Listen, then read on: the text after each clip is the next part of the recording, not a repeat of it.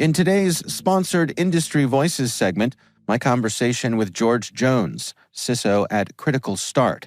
We're talking about strategies for maximizing cybersecurity investments to achieve optimal risk reduction.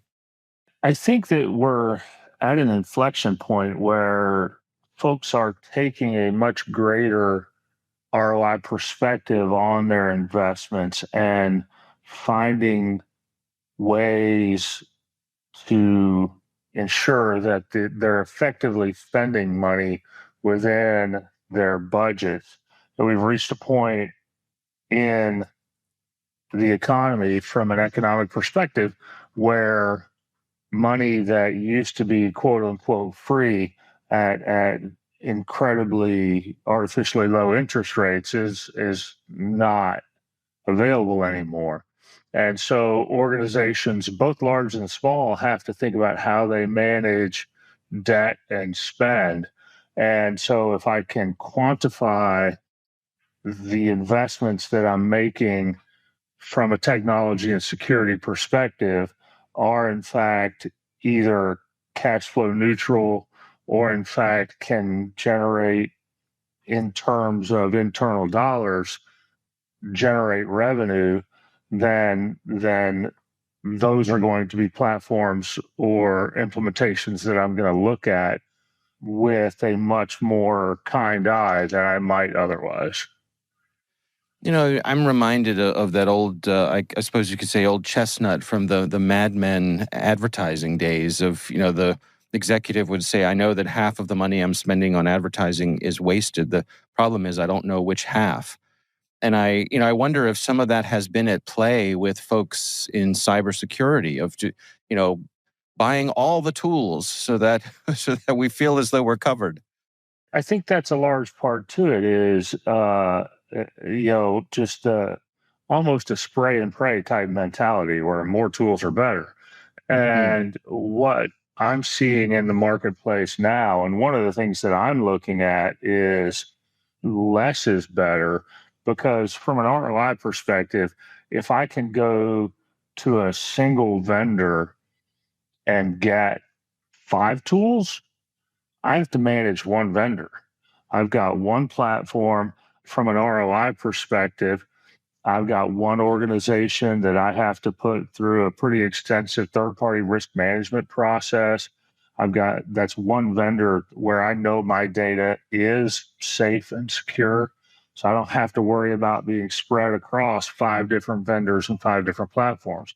I can leverage an economy of scale by working with that one vendor and bundling packages and getting a better deal.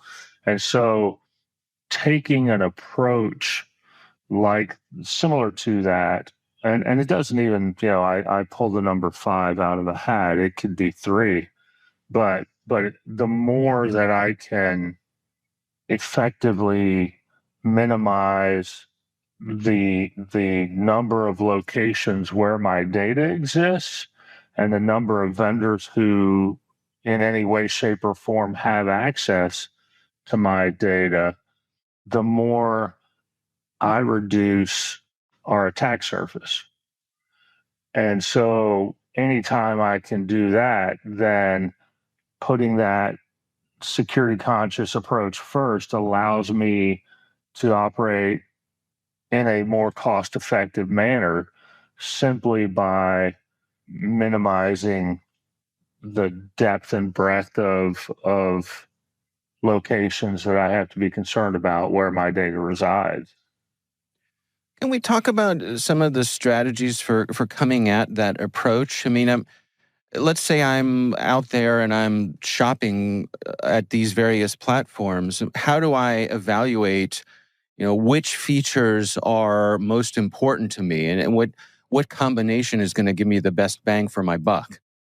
So that's a great question. It's very, and that's certainly going to be very dependent upon the nuances of your environment. But a great way to effectively evaluate your cyber risk and make sure that it aligns with your business strategy is to conduct before you even start looking at what those vendors are, understanding risk assessments on your environment. So you need to conduct comprehensive risk assessments on your environment to understand what your assets are, what your vulnerabilities are, what the threats are, what the potential impact of those threats are.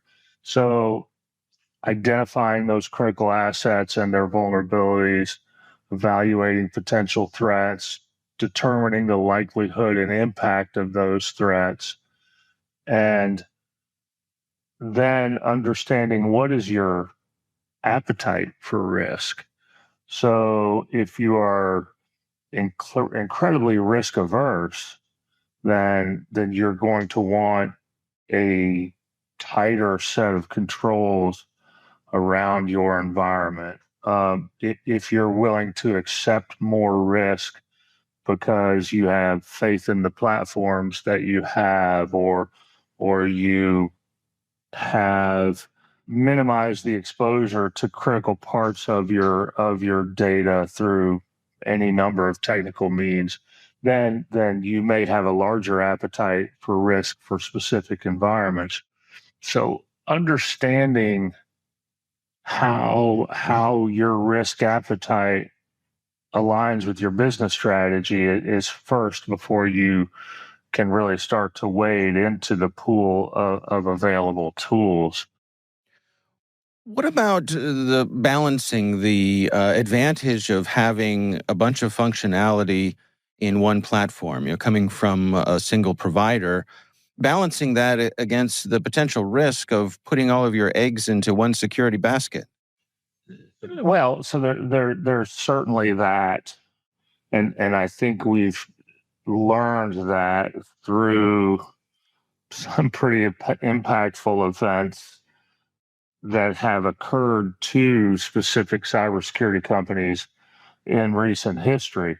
But I mean, that's a calculated risk that you take. So I would still stand to the statement that if I do my due diligence and I look at the assessments that the vendor I'm considering has undertaken and actually read their assessment reports and understand what their risks and vulnerabilities are, and they show me that they have no corrective action plans in place, or no significant findings in their attestations from their third party assessment organizations, then I'm going to have some faith in those organizations and in the fact that that organization does what they say they're doing.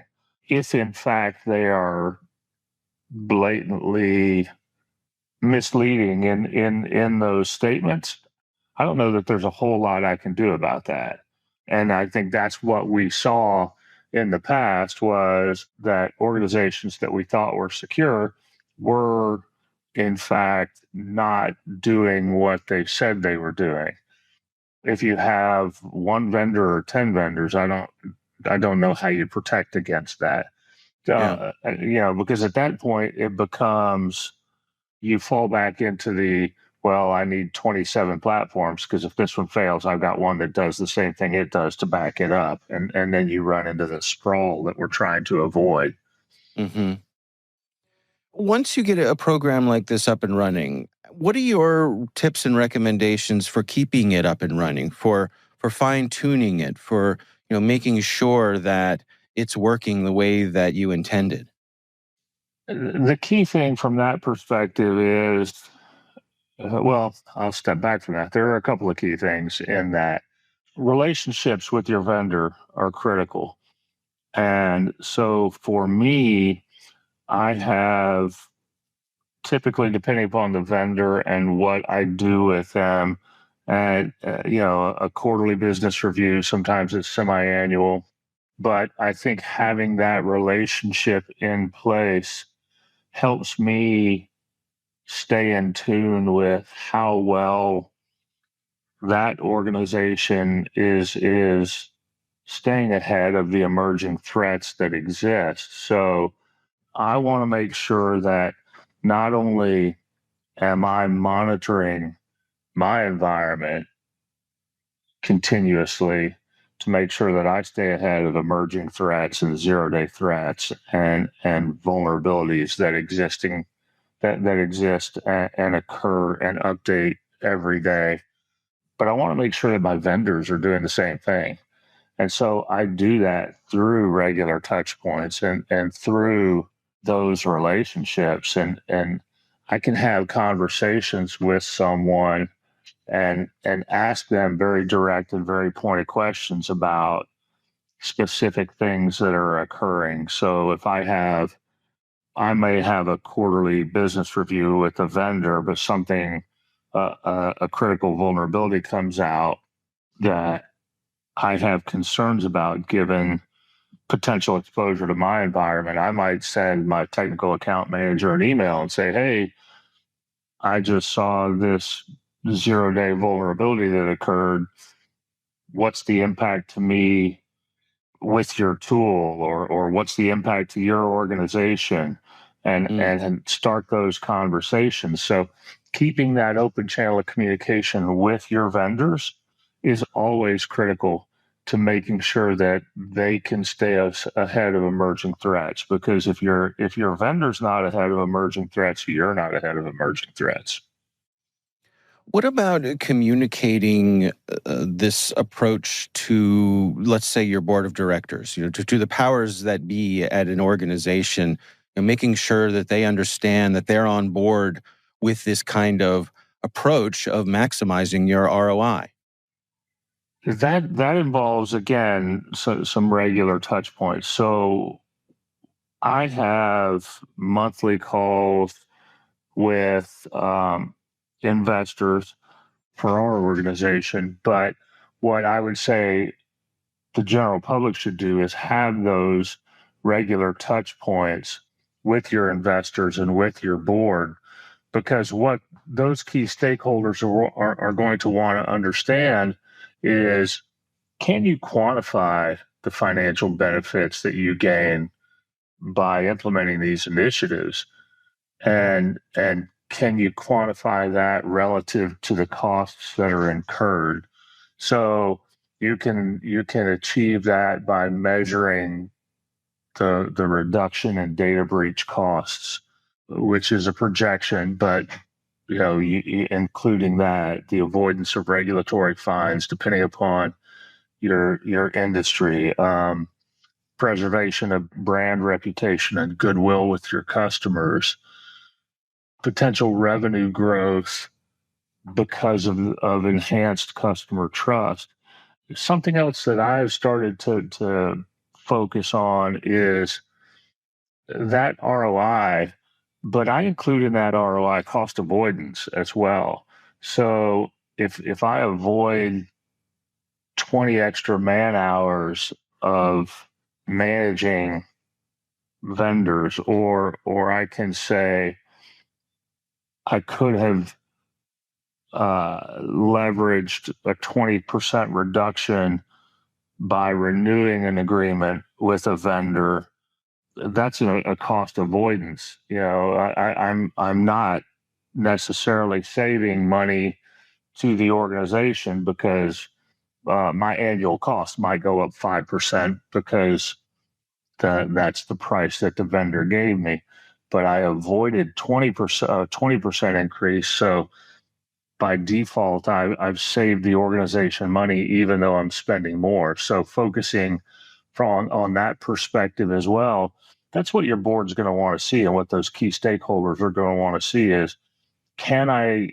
show you that I'm saving our organization money by improving our security posture and keeping our employees safe, our customers safe, and our intellectual property safe, and doing so by saving the organization money at the same time.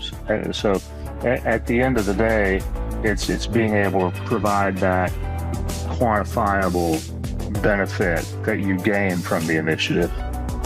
That's George Jones, Chief Information Security Officer at Critical Start.